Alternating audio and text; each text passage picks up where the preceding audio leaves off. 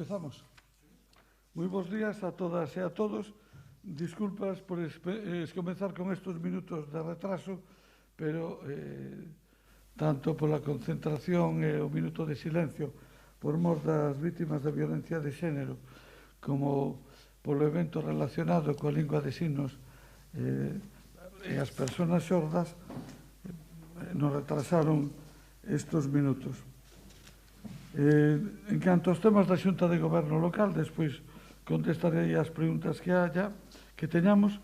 En primeiro lugar, temos licencias de obras, temos unha vivenda en Sarela de Abaixo, temos tamén unha derruba de diferentes construcións no Monte de Conxo, unha piscina na Rúa Torrente, unha nave industrial na Rúa do País, no País Vasco. Son as licencias que foron. Tamén temos en reconocimento de facturas, en reconocimento extrajudicial de facturas a de Troveiro, que é a xestora da Escola Municipal de Música, o que era a todo de agora, correspondente ao mes de abril. Tamén se aprobou a actualización do programa Compostela Móvese 2021, que ten como objetivo respostar ás demandas e necesidades do tecido empresarial derivadas e posteriores ao COVID-19, financia a posta en marcha de proxectos estratégicos como pode ser a Xenda 2030 e vitales para o desenvolvemento económico do Concello. Aquí se incluyen Maker Fair Galicia, se incluyen a colaboración coa APD, Asociación para o Progreso da Dirección, diferentes actividades de consultoría, de fomento da economía social, de economía circular, de perspectiva de xénero, Santiago na memoria, etcétera, etcétera.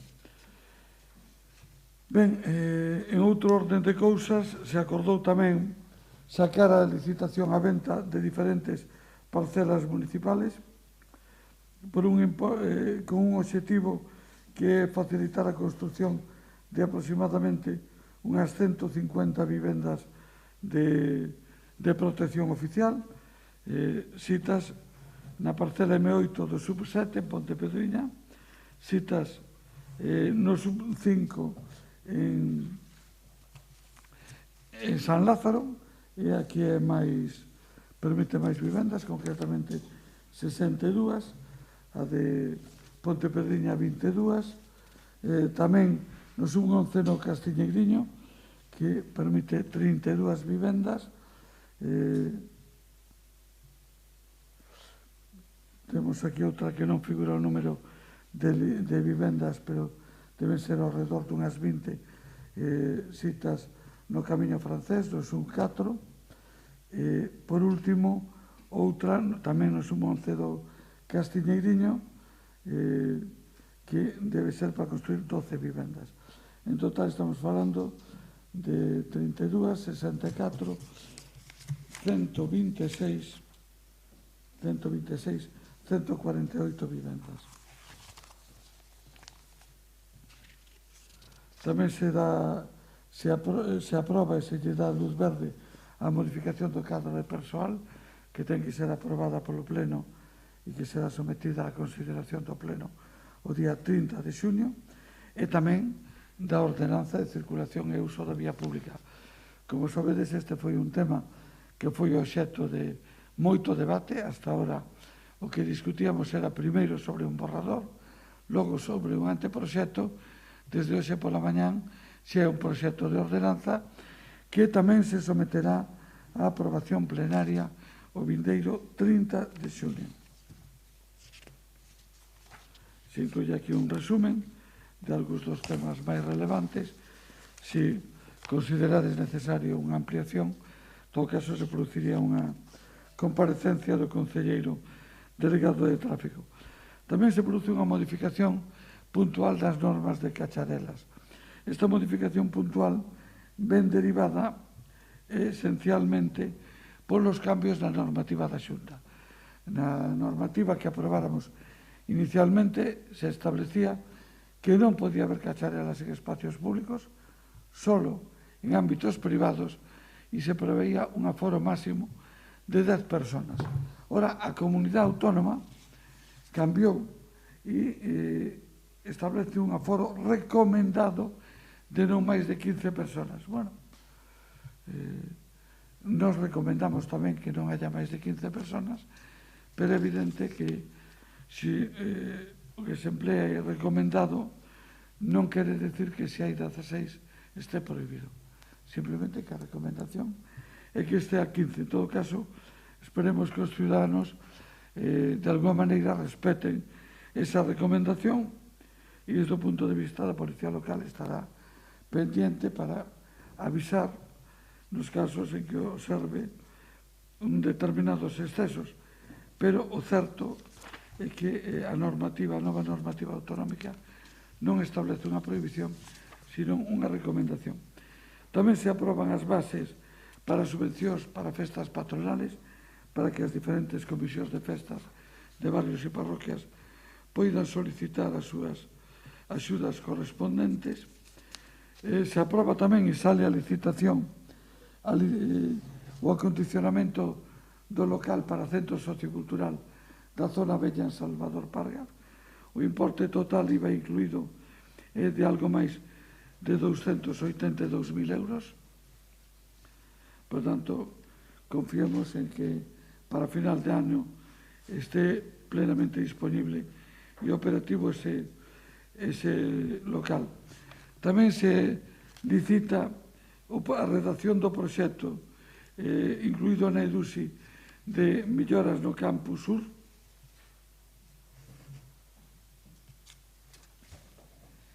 E, por último, se aproba se saca a licitación a fase 2 da reforma do viario a Pajuela Campo da Festa de Marrozos, con un importe de 234.000 euros.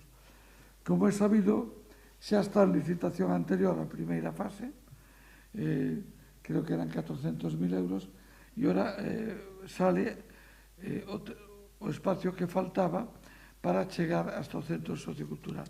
Con estas dúas actuacións se acondicionaría toda a conexión desde a Nacional 550 da carretera de Ourense hasta o centro sociocultural da parroquia de Marrozos. Non sei se hai alguna pregunta.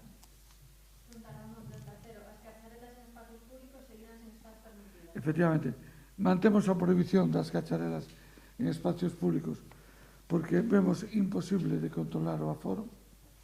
A experiencia normal é que as cacharelas en espacios públicos en algunhas se reúnen centos de personas e, por tanto, non ten moito sentido.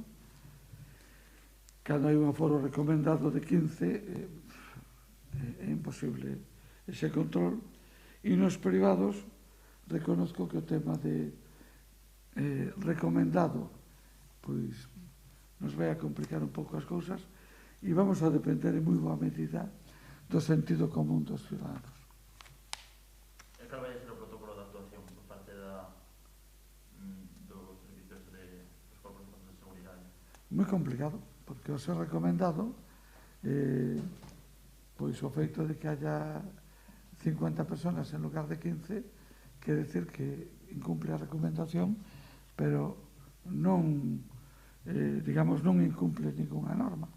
Por lo tanto, os corpos de fuerzas de seguridade tendrán que preocuparse para ver cal é o comportamento de esas personas e, no seu caso, por realizar as advertencias pertinentes. E sobre as bases para as subvencións de festas, xa hai alguna data nas bases están publicadas as datas, cal sería... Se publica ahora, vou a ver se pon aquí isto.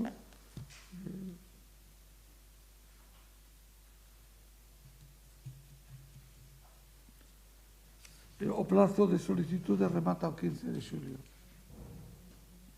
Se enviará o anuncio ao boletín oficial da provincia seguramente hoxe mesmo, se publicará pasado mañán seguramente, e desde ese momento hasta o 15 de xulio teñen as asociacións para solicitar e as comisións para solicitar a súa subvención. Cubre todo o ano, hasta o mes de outubro. Paula,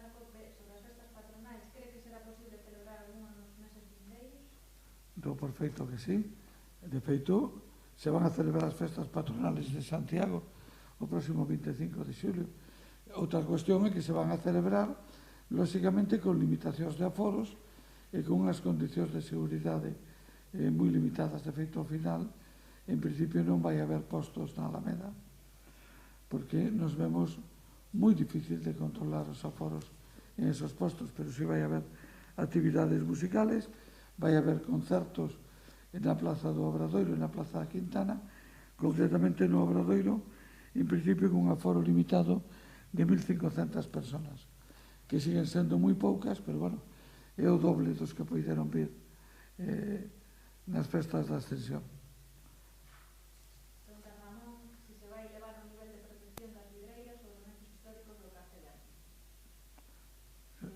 Si se vai elevar, non é posible facelo, ademais. Esos elementos están catalogados e así está recollido no plan especial. Non se pode facer modificacións a posteriori con efectos retroactivos. É dicir, a norma que hai en vigor e a que se aplica. Bueno, todos nós estamos á expectativa, por un lado, contentos de que se reabra o Café Derby e diante da súa conversión en cervecería, pois un pouco a expectativa de ver como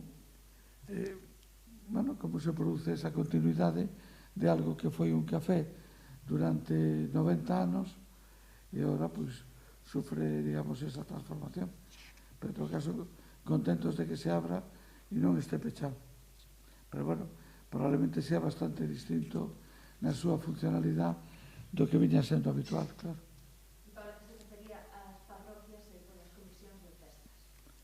Perdón. Fala sobre as festas patronais. Sí. Que se refería ás parroquias e polas comisións de festas. Claro que poden organizar as festas, efectivamente. Terán que ter as mesmas limitacións, eu decía, porque ten o propio Concello. Como foi esta fin de semana en canto a multas? Non tuvemos demasiados incidentes, vin que o día que houve máis festas de pisos foron 4, non houve demasiados incidentes. O día máis complicado foi a tarde do venres, penso eu, os rapaces que remataron a EBAU, a BAU, que remataron o curso escolar. Bueno, en algunhas zonas da ciudad se produciron determinadas concentracións, especialmente en Porta Faxeira e na entrada da Alameda, pero bueno, non teño noticias de incidentes relevantes ou significativos. E de momento os datos que conocemos sobre a evolución da pandemia en Santiago son bons. Esperemos que non se torza esta senda que estamos seguindo, ainda que todos somos conscientes de dous fenómenos. Un, que a población menor de 40 anos está na súa práctica totalidade sin vacinar, e dous, que é a población que justamente remata o curso escolar e a que ten máis mobilidade. E, polo tanto, aí é onde todos temos que estar máis pendientes, especialmente eles, porque o que é certo é que co sistema de vacunación que tuvo España, a mortandade caeu drásticamente, porque afectaba sobre todo o colectivo de maiores de 70 anos, incluso os ingresos hospitalarios caeron drásticamente, porque a xente nova suele pasar a pandemia na súa casa, aínda que este contagiada, pero en cambio o número de contagios non caeu na mesma proporción que caeu o número de fallecimentos ou de ingresos hospitalarios. E que valoración fai dos resultados positivos que tivo a proba piloto do ocio nocturno? Vamos a ver. Eu non teña dúda de que a proba piloto iba a salir ben. O que pase daqui en adiante, pois teremos que estar atentos. A proba piloto teña que salir ben porque o aforo está limitado e controlado e porque as persoas que acuden mentalizadas ao que van. Isto nos demostra que é posible. Ora, como vai a funcionar eso no futuro? Pois depende de que a xente que participe siga igual de mentalizada e, por suposto, os hosteleiros van a ter que ter un enorme control de aforos e da situación no interior dos seus establecimentos. É dicir, de feito, en Santiago tuvemos alo menos 2 denuncias sobre o mismo local por incumplimento de normativa, non era de ocio nocturno, quere que ben claro, de incumplimento de normativa, por exemplo, sobre os niveles de CO2. É dicir, o medidor de CO2 non se coloca para telo ali, se coloca porque hai uns niveles máximos que no momento que se acadan esos niveles máximos o establecimento ten que pedirlle a unha parte da xente que está dentro que salga e non pode permitir que entre máis xente no establecimento. De feito, un establecimento que foi denunciado porque triplicaba o nivel máximo permitido.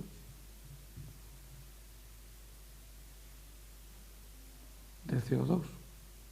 Creo que son 800 unidades e tiña 2.400. Por tanto, é dicir, eso, os hostaleiros teñen que ser conscientes de que hai unha gran responsabilidade que recae sobre eles, do comportamento do seu público, do control de aforos, pero tamén do control das medicións de CO2. Alguna pregunta máis? Bueno, pois xa está. Mañán creo que nos vemos, así que nos vemos mañán.